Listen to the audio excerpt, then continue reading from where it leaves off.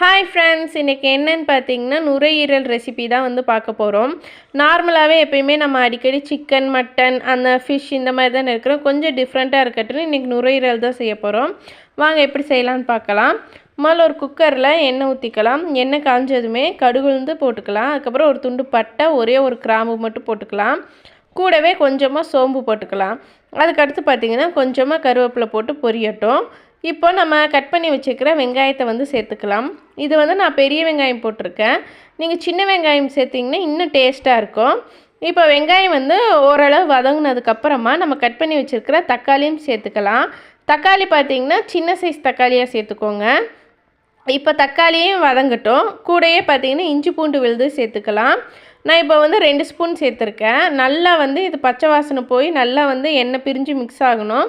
அந்த அளவுக்கு வந்து வதக்கிக்கலாம். இப்போ இந்த ஸ்டேஜ் வந்ததுக்கப்புறம் நம்ம காரத்துக்கு மிளகாய்த்தூள் 1 ஸ்பூன், அதுக்கடுத்து மஞ்சத்தூள் கொஞ்சமாக போட்டுக்கலாம்.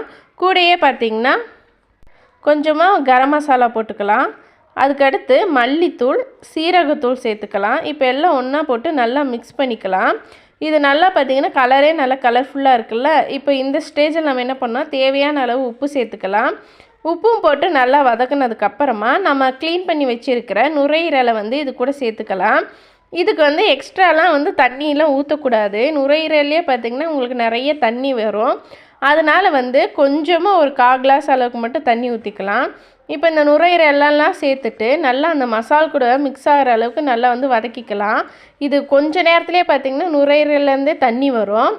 அது கூட நம்ம ஒரு சின்ன கிளாஸில் 1 கிளாஸ் அளவுக்கு மட்டும் தண்ணி ஊற்றிட்டு குக்கர் போட்டு மூடி வச்சுக்கலாம்.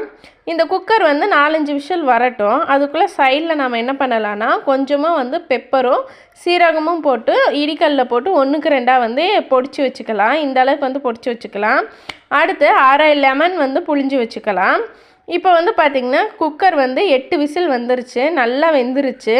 இப்போ பார்த்திங்கனாலே சூப்பராக வந்து கிரேவி ரெடி ஆகிடுச்சு. நீங்கள் ரசத்துக்கு வைக்கிறதா இருந்தால் இந்த ஸ்டேஜில் வந்து எடுத்துக்கலாம். இல்லை நான் வந்து நல்லா இன்னும் ட்ரை ஆகணும் அப்படின்னு சொல்லி நினச்சிங்கன்னா இன்னும் கொஞ்சம் கூட குக்கர் மூடி போடாமல் நல்லா வந்து ட்ரை பண்ணிக்கலாம். இப்போ இந்த ஸ்டேஜில் நம்ம பொடிச்சு வச்சுருக்கிற மிளகு சீரகம் சேர்த்துட்டு கூடயே லெமனும் சேர்த்துக்கலாம். இது சூப்பராக ரெடி ஆகிடுச்சு. இது வந்து நான் ரசத்துக்கு வச்சனால இப்போயே நான் இறக்கிக்கிறேன். உங்களுக்கு வேணால் இன்னும் கொஞ்சம் நேரம் விட்டு கூட ட்ரை பண்ணி நல்லா ட்ரை ரோஸ்ட்டு மாதிரி பண்ணிக்கலாம். சூப்பராக நுரையீரல் கிரேவி ரெடி. மறக்காமல் நீங்களும் இதே மாதிரி வந்து ட்ரை பண்ணி பார்த்துட்டு நல்லா இருக்கா இல்லையான்னு சொல்லிட்டு கமெண்ட் பண்ணுங்கள். அப்படியே மறக்காமல் எங்கள் சேனலுக்கு சப்ஸ்கிரைப் பண்ணி லைக் பண்ணிவிடுங்க. Bye friends.